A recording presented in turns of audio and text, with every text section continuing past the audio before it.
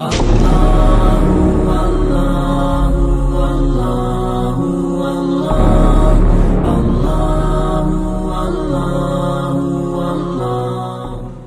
मोहतरम, मेरे मोहतरम भाइयों, दोस्तों और बुज़ुर्गों, आज के जुमाअतुल मुबारक में ज़कात के अहकाम और मसाइल के हवाले से गुफ्तगू की जाएगी। कुछ लोगों ने ज़कात के मुताल्लिक़ सवाल किए थे कि ज़कात किसने देनी है और किन लोगों को ज़कात दी जा सकती है। कुरान और हदीस में याद रखिए 80 से ज़ायद ऐसे मकामात हैं कि जहाँ पर अल्लाह ताला ने नमाज के साथ साथ ज़कात को भी बयान किया है। अक़ीमुस्सला व आतुज़्ज़का को इकट्ठा जोड़ा है। उसकी बुनियादी वजह ये समझ लीजिए कि इबादत दो किस्म की होती हैं।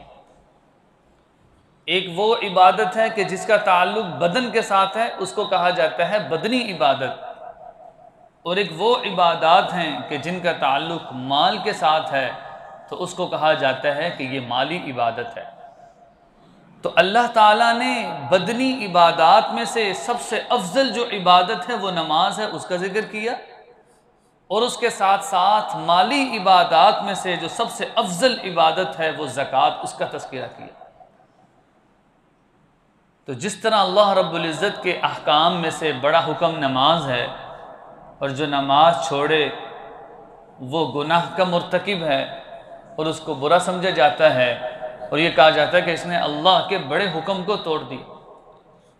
तो इसी तरीके से अल्लाह के अहकामात में से एक हुक्म ज़कात भी है कि जिस तरह अल्लाह रब्बुल इज़्ज़त के अहकामात में से ये नमाज की अहमियत को बयान किया गया, इसी तरीके से ज़कात की अहमियत को भी बयान किया गया है। और याद रखिए कि जो इस्लाम के बुनियादी अरकान हैं, जिनको 5 अरकान, जिनको सुतून कहा जाता है, पिलर ऑफ इस्लाम, के इस्लाम की जो बुनियाद हैं वो 5 हैं। उनमें से आप सल्लल्लाहु अलैहि वसल्लम ने एक क्या तज़किरा फरमाया, ईता इज़ ज़का, ज़कात को अदा करना है।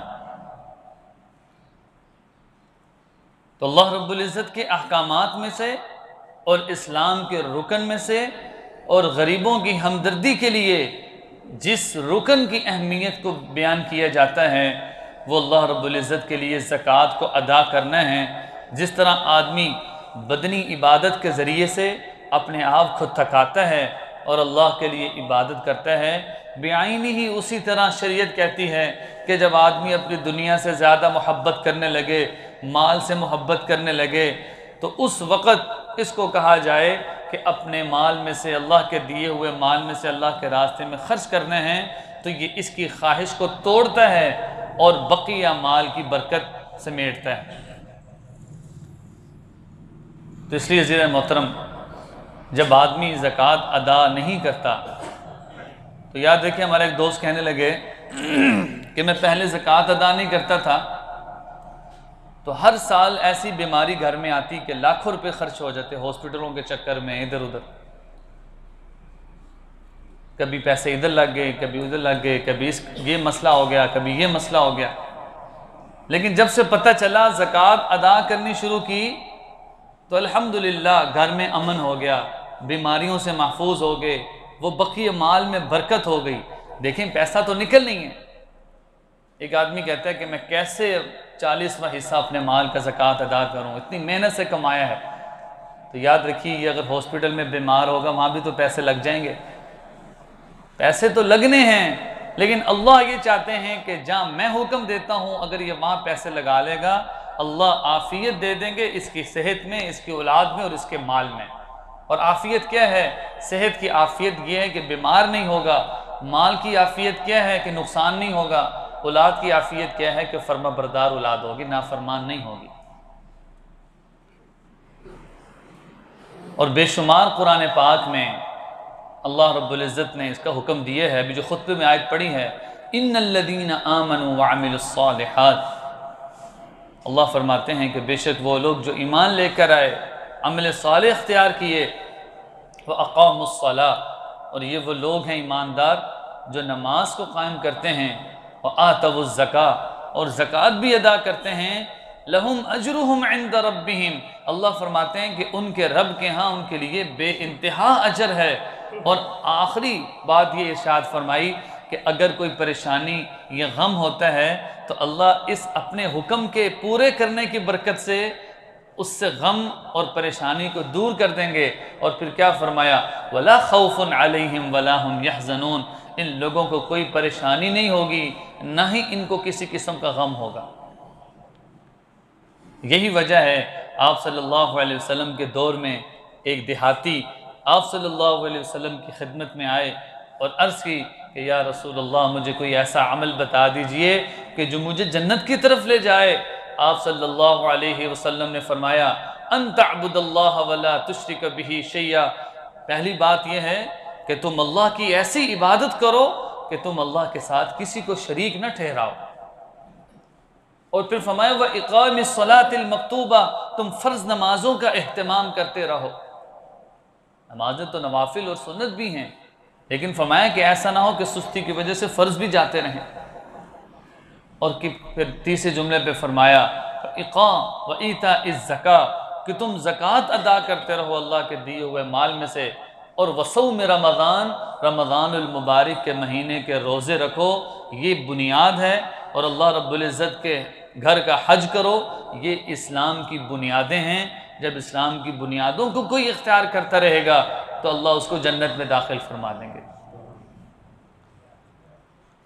तो बहुत से मकामात पर सहाबा रिदवानुल्लाह अजमईन आप सल्लल्लाहु अलैहि वसल्लम से पूछा करते थे, यहाँ तक के फरमाया कि कामयाबी की ज़मानत को आप सल्लल्लाहु अलैहि वसल्लम ने बेशुमार रिवायात में ज़िक्र किया। और अल्लाह रब्बुल इज़्ज़त ने फरमाया, अल्लज़ीन युक़ीमूनस्सलाह, यानी हिदायत वाले जहाँ लोगों का तज़किरा किया, उन लोगों का भी जिक्र किया। अल्लज़ीन युक़ीमूनस्सलाह सूरह लुक़मान में, कि जो नमाज को कायम करते हैं, ज़कात अदा करते हैं। आगे क्या फरमाया, उलाइका अला हुदम मिर रब्बिहिम, ये लोग अपने रब की तरफ से हिदायत पर हैं। व उलाइका हुमुल मुफ़्लिहून, और यही वो लोग हैं कि जब राह हिदायत पर आ गए तो इनकी कामयाबी यकीनी है, यही लोग कामयाब हैं। तो इसलिए ज़ीर मोहतरम ये जहन में हो कि कभी भी जो ज़कात का दिया हुआ माल है, ये माल को कम नहीं करता। बज़ाहिर तो नज़र आता है कि माल चला गया, लेकिन चूँकि अल्लाह के ज़िम्मे, अल्लाह ने इसके ज़िम्मे लगाया था। उलमा ने लिखा है कि जब आदमी माल खर्च करे तो कभी भी ये ना सोचे, अगर ख़ास तौर पे जब ज़कात दे, ये ना सोचे कि मैंने गरीब पर एहसान किया है, मैंने इस मदरसे पर एहसान किया है, मैंने इस मस्जिद पर एहसान किया है, मैंने फिर गरीब पर एहसान जितलाने का सोचना ये भी गुनाह है। इसकी वजह क्या है, ये चीज़ अल्लाह ने इसके ज़िम्मे लाजिम करार दी थी। ये कोई इस्तेहसान नहीं काम कर रहा, जिस तरह नमाज पढ़ के ये किसी पर एहसान नहीं ना करता, बल्कि अपना जो अल्लाह ने इसके ज़िम्मे फ़र्ज़ की थी चीज़, उसको वो पूरा कर रहा है। इसी तरीके से ज़कात भी है। ज़कात अदा करके ये कभी दिखलावा नहीं कर सकता, ना ही एहसान जितला सकता है कि जिसको ज़कात अदा कर रहा है उससे अपने काम भी करवा ले, कभी ये काम करवा लिए, कभी वो करवा लिए कि मैं तो इसको ज़कात देते रहता हूँ। नहीं अजीज़ मोहतरम, ये गुनाह की बात है। ये अल्लाह ने जो इसके ज़िम्मे चीज़ दी थी वो उसकी मेहरबानी है, उसके ज़रिए से अल्लाह ने तुम्हारा ये हुक्म पूरा करवा दिया है। आपके इल्म में होगा, आप सल्लल्लाहु अलैहि वसल्लम के विसाल के बाद बहुत सारे फितने उठे, लेकिन जो सबसे बुनियादी फितना उठा वो मुनकिरीन ज़कात का था। कुछ लोगों ने ज़कात का इनकार कर दिया, ये तो आप सल्लल्लाहु अलैहि वसल्लम के ज़माने में था, अब इसकी क्या ज़रूरत है। तो सय्यदना सदीक़ अकबर रज़ी अल्लाह तआला अन्हु उठे और उन्होंने ऐलान किया कि जो भी शख्स ज़कात का इनकार करेगा, मैं अबू बकर उसके ख़िलाफ़ जंग करूँगा। उन्होंने कहा किस तरह हो सकता है कि इस्लाम के रुकन को ख़त्म करने का तसव्वुर किया जा रहा है। कुरान पाक में 80 मकामात से ज़्यादा जिसको तंबीह की गई है, जिसकी तरगीब दी गई है, उसको ख़त्म करने की कैसे कोशिश की जा सकती है। अब रही बात ये कि रमज़ानुल मुबारक में ही इसकी बात क्यों की जाती है, तो याद रखिए उलमा ने लिखा है और शरीयत में भी यही है कि ज़कात के जो हुक्म हैं उसको कमरी सालों के एतबार से जोड़ा है। शमसी जो साल हैं जनवरी फरवरी मार्च के एतबार से नहीं है, बल्कि मुहर्रम सफ़र रबीउल अव्वल के एतबार से है। चांद के एतबार से ज़कात को देने का हुक्म दिया गया है। अब लोग चूँकि याद दहानी के लिए रमज़ान में अपनी ज़कात देते हैं, क्योंकि हमें जो इस्लामी महीने हैं वो याद नहीं रहते, मुहर्रम, सफ़र, रबीउल अव्वल, रबीउल सानी, जमादुल उला, नाम भी बस औक़ात हम भूल जाते हैं। तो रमज़ान का महीना एक इस्लामी महीना है, हमें याद रहता है, तो इसलिए बहुत सारे मुसलमान वो इस माह मुबारक में अपनी ज़कात को अदा करते हैं। लेकिन ये इस महीने में ज़रूरी नहीं है। हाँ, ये ज़रूर कहा जा सकता है कि जिस रमज़ान में हर अमल का जो अजर है अल्लाह बढ़ा देते हैं, तो ये जो ज़कात का अमल है अल्लाह इसको भी बढ़ा देंगे, ये कहा जा सकता है। अब अज़ीज़ान मोहतरम, बेशुमार रिवायात हैं। एक सहाबी रदी अल्लाह अन्हु ने अपनी माल की तंगी का आप सल्लल्लाहु अलैहि वसल्लम से शिकायत की। जब अल्लाह ने उनको माल दिया तो आप सल्लल्लाहु अलैहि वसल्लम ने उनको हुक्म दिया कि अगर तुम ज़कात अदा करते रहोगे अल्लाह तुम्हारे माल में बरकतें अदा करते रहेंगे, और अगर तुम ज़कात अदा करना छोड़ दोगे तो अल्लाह उसके बदले में परेशानी और बीमारियां ऐसी डालेंगे कि जितनी पैसे ज़कात में देने थे उससे डबल यहाँ लग जाएंगे। इसलिए अबू हुरैरा रज़ी अल्लाहु अन्हु की एक रिवायत है, फरमाया कि मा सदक़तुन, कोई सदका ऐसा नहीं है जो माल को कम कर दे, और मन तवाज़अ लिल्लाहि रफ़अहुल्लाह, जो अल्लाह के लिए तवाज़ु इख्तियार करता है ना, अल्लाह उसको बुलंद मर्तबा अता करता है। अपने अंदर आजिज़ी पैदा करो, मैं छोटा हूँ, मैं कमज़ोर हूँ। जब ये लोगों की नज़रों में और अपने आप को छोटा समझेगा कि सब मेरे से अच्छे हैं, मैं तो गुनहगार कमज़ोर हूँ, मैं कि इसके जहन में ये है, लेकिन लोगों की नज़रों में अल्लाह इसको इज़्ज़त अता फरमाएंगे। मन तवाज़अ लिल्लाह, जो अल्लाह के लिए झुक जाए, जो अल्लाह के लिए तवाज़ु इख्तियार कर ले, रफ़अहुल्लाह, अल्लाह ज़रूर भी ज़रूर उसको बुलंद मर्तबा अता करते हैं। और मैं कि लेकिन जो तकब्बुर करेगा वो अल्लाह की चादर है, अल्लाह उसको लोगों के सामने रिसवा करेंगे। तो इसलिए यहाँ पर ये पहली जो जुमला इरशाद फरमाया कि कोई सदका ऐसा नहीं है जो माल को कम कर दे, तो इसमें ज़कात भी है कि कभी नहीं है कि ज़कात के अदा करते हुए माल में क़िल्लत हो जाए, बरकत ज़रूर होगी। अच्छा, बहुत सारी रिवायात हैं कि जिनमें आप सल्लल्लाहु अलैहि वसल्लम ने इसकी वईदें भी इरशाद फरमाई हैं कि ये कोई मामूली हुक्म नहीं है। जिस तरह अभी अर्ज़ किया कि ये अल्लाह के अहकामात में से है, दीन के बुनियादी अरकान में से एक रुकन है। तो बहुत सारी रिवायात में आप सल्लल्लाहु अलैहि वसल्लम ने इरशाद फरमाया कि मानिउज़ ज़काति यौमल क़ियामति फ़िन्नार। ये आप सल्लल्लाहु अलैहि वसल्लम ने जब ये जुमला इरशाद फरमाया था तो हज़रत अबू बकर सिद्दीक़ रज़ी अल्लाहु अन्हु के जहन में ये बात थी, उस वक़्त इन्होंने ऐलान किया। तर्जुमा इसका क्या है? मानिउज़ ज़काति यौमल क़ियामा फ़िन्नार, फरमाया कि ज़कात न देने वाला आग में होगा। तो इससे बढ़कर क्या इसकी वईद हो सकती है? और फिर बहुत सारे इस तरह के जुमले कुरान पाक की ये जो आयत खुतबे में मैंने पढ़ी थी, वल्लज़ीन यकनिज़ून अज़्ज़हब वल्फ़िज़्ज़ता, वो लोग कि जो ज़ख़ीरा करते हैं सोना और चांदी में से, वला युनफ़िक़ूनहा फ़ी सबीलिल्लाह, और वो अल्लाह के दिए हुए माल में अल्लाह के रास्ते में खर्च भी नहीं करते। फ़बश्शिरहुम बिअज़ाबिन अलीम, अल्लाह फरमाते हैं कि उनको दर्दनाक अजाब की खबर दे दीजिए। यौम युहमा अलैहा फ़ी नारि जहन्नम फ़तुक्वा बिहा जिबाहुहुम व जुनूबुहुम व ज़ुहूरुहुम। फरमाया कि जब इस ख़जाने को क़यामत वाले दिन आग की शक्ल में लाया जाएगा, फिर उससे इनकी पेशानी को, उनके पहलू को और उनकी पीठ को दागा जाएगा, और अल्लाह ये हुक्म देंगे कि यौम युहमा अलैहा फ़ी नारि जहन्नम फ़तुक्वा बिहा जिबाहुहुम व जुनूबुहुम व ज़ुहूरुहुम हाज़ा मा कनज़्तुम लिअन्फ़ुसिकुम। ये वही चीज़ है कि जिसको तुम लोगों ने अपने लिए ख़जाना कर रखा था। तो इसलिए अज़ीज़ मोहतरम, में सारी बातों से ये अंदाज़ा हुआ कि माल का रखना मायूब नहीं है, माल का जमा करना भी मायूब नहीं है। शरीयत ये नहीं कह रही कि माल जमा ही नहीं करना। यानी ज़कात किस पर है? जो साहिब निसाब है, आगे इंशाल्लाह उसका तज़किरा करते हैं। शरीयत ये कहती है कि अल्लाह ने जब माल दे दिया है, उस अल्लाह के दिए हुए माल में से, यानी अपने अल्लाह के दिए हुए माल में से अल्लाह के रास्ते में ख़र्च करना, मैं कि ये अल्लाह को पसंद है, और ये जितनी भी वाइदें हैं उससे ये बच जाएगा। तो अब रही बात के सवाल जो जहन में पैदा होता है कि ज़कात है किस किस पर, कैसे पता चलेगा किस पर ज़कात फ़र्ज़ है, मेरे पे है कि नहीं? तो याद रखिए ज़कात किस पर वाजिब है। 4 किस्म के लोग हैं जिन पर ज़कात फ़र्ज़ और वाजिब है। सबसे पहली चीज़ मुसलमान है, मुसलमान होना ज़रूरी है, आकिल हो, बच्चा ज़कात नहीं दे सकता, बालिग हो और निसाब का मालिक हो। अच्छा, अब ये जो बात की जाती है ना निसाब का मालिक हो, इससे मुराद क्या है? पहली बात ये थी कि किस पर ज़कात है, आकिल, बालिग, मुसलमान जो बड़ा है।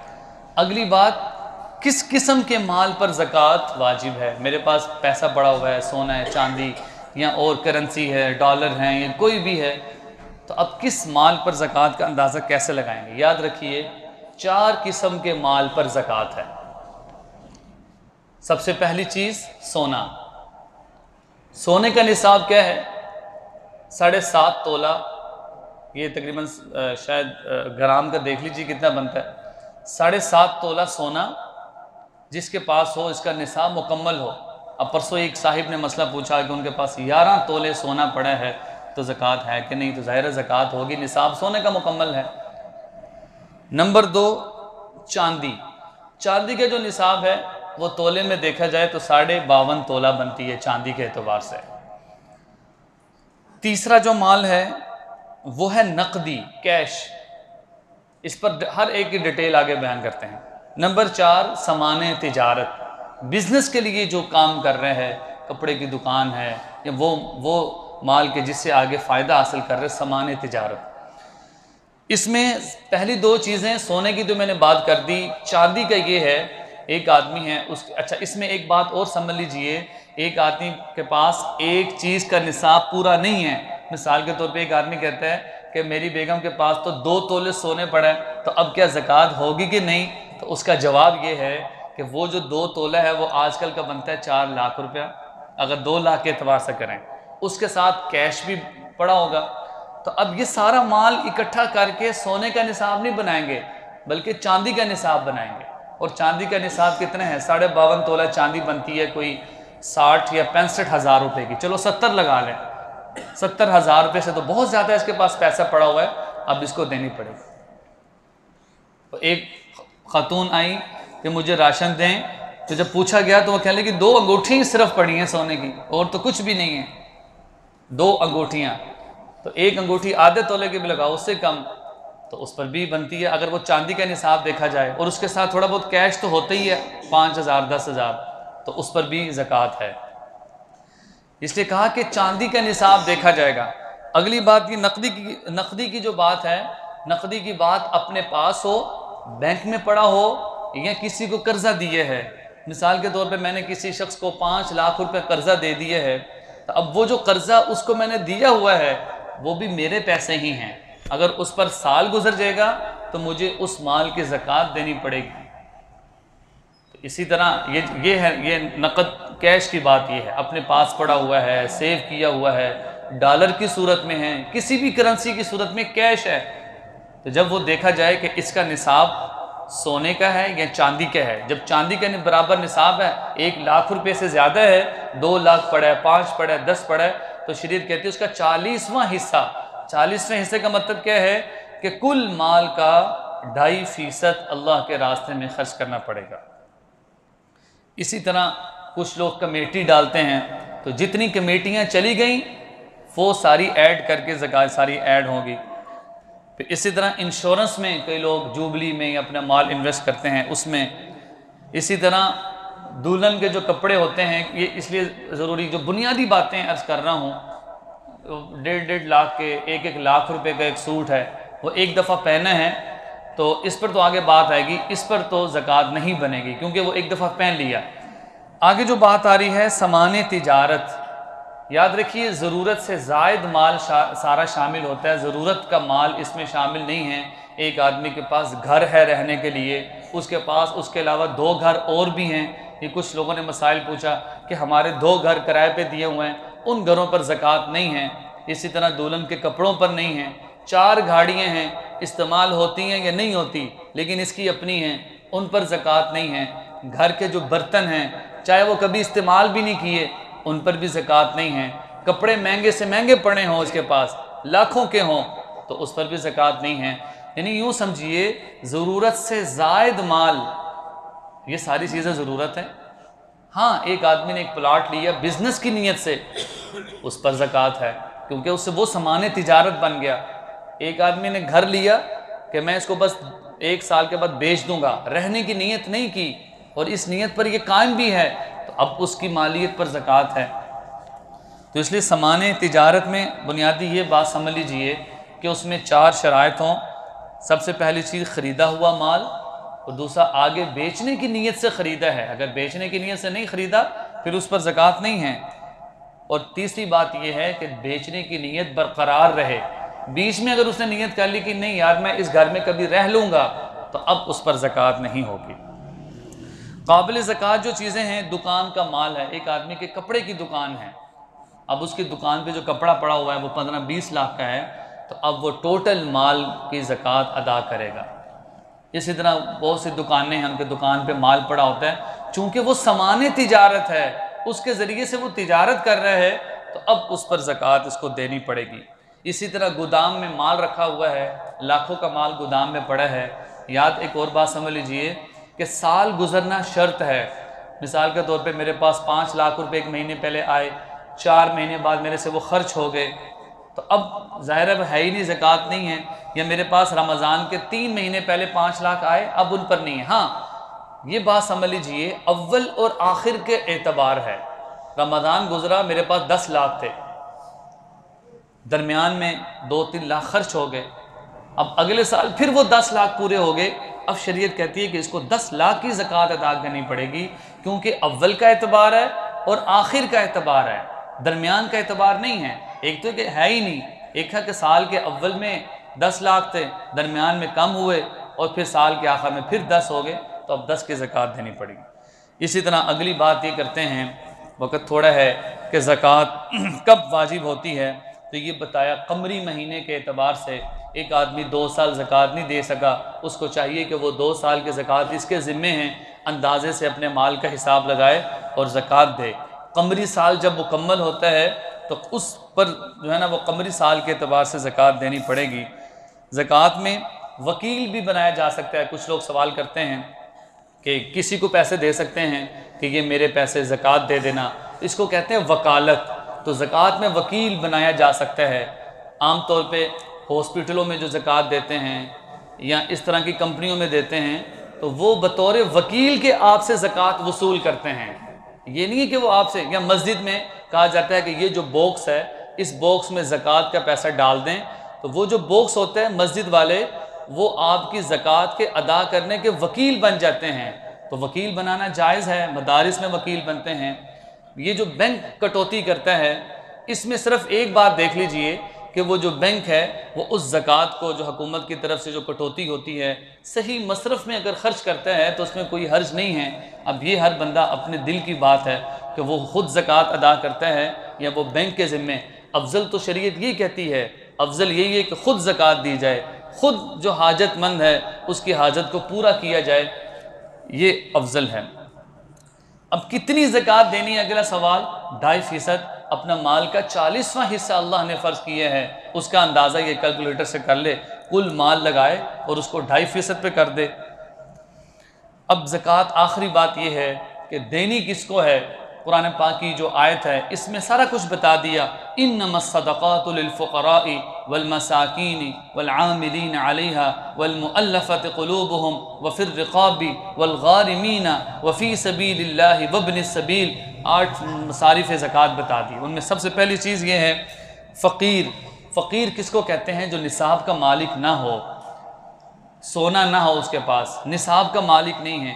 बाज़ तो उलमा ने लिखा कि जिसके पास खाने की भी चीज़ें नहीं हैं। तो अब एक आदमी के पास, उसकी जो घर वाली है उसका 1 तोला सोना है और उसके पास 10,000 भी हैं। अब ये बंदा ज़कात नहीं ले सकता क्योंकि ये मालदार है, इसको चाहिए कि ज़कात अदा करे। ये कैसे वसूल करेगा? हर बंदे की ख़ुद अपनी सवाबदीद पर है, वो अगले बंदे की तहकीक करे कि मैं ज़कात दे रहा हूँ, और एक आदमी को पता है कि मैं मुस्तहिक नहीं हूँ फिर भी वो ले रहा है, तो फरमाया कि ये भी गुनाह कर रहा है। तो अगली चीज़ ये है वल मसाकीन वल आमिलीन अलैहा। मसाकीन भी इसमें हैं। आमिलीन अलैहा से मुराद खुद्दाम हैं, पहले ज़माने में होते थे, या चलो इसमें ये समझ लें काम वाले हैं जो काम करने वाले हैं, लेकिन उनका भी मुस्तहिक होना ज़रूरी नहीं है, हर काम वाले को ज़कात नहीं दी जा सकती। फिर आमिलीन अलैहा वल मुअल्लफ़त क़ुलूबुहुम, पहले जो ज़कात वसूल करते थे इब्तिदाई इस्लाम में हाकिम की तरफ से एक मुकर्रर बंदा होता था, अगर वह ख़ुद भी मुस्तहिक होता था उसको देते। और जो मुस्तहिक ज़कात में हैं वो दीनी मदारिस हैं, क्योंकि वो मुसाफिर हैं, मुख्तलिफ़ मकामात से पढ़ने के लिए आए होते हैं। बात वही है कि उनको भी ज़कात दें। जो मुहतमिम हैं या नाजिम हैं वो वकील बन के ज़कात वसूल करते हैं और वसूल करके वो फिर तलबा पे ख़र्च करते हैं। मसाजिद में वहाँ पर भी इसी तरह की तरतीब है, ज़कात देते हैं, वकील बन के आगे ख़र्च किया जा सकता है। दीनदार जो लोग हैं, सफ़ेद पे पोश जो लोग हैं, जो पेशावर हैं, उनको नहीं। तो ये जो मसारिफ़ ज़कात हैं कुरान पाक में डिटेल से बयान किए गए हैं। कभी मौका मिला इनको दोबारा डिटेल से तज़किरा किया जाएगा। तो इसलिए गरीब हैं, मिस्कीन हैं, मुसाफिर हैं, दूसरे शहर में रहता है, या कोई ऐसा शख्स है जो पहले गैर मुस्लिम था लेकिन वो सब कुछ छोड़कर मुसलमान हो गया है, वो भी मुस्तहिक है। उसकी सारी प्रॉपर्टी चूँकि वो छोड़ चुके हैं, उसको भी ज़कात दी जा सकती है। हज करने एक आदमी चला गया है, वह उसके पैसे ख़त्म हो गए हैं और कोई सोर्स भी नहीं है कि वो यहाँ से पैसे मंगवा सके, उसको भी ज़कात दी जा सकती है। तो ये जो सारी बातें आज के जुमातुल मुबारक में ज़कात के अहकाम और मसाइल, जो बुनियादी जो मसाइल थे उनका तज़किरा किया गया है। दुआ है कि अल्लाह रब्बुल इज़्ज़त हमें इन सारी बातों पर कहने सुनने से ज़्यादा अमल करने की तौफ़ीक़ नसीब फ़रमाए। वाखिरु दावाना अनिल हम्दुलिल्लाहि।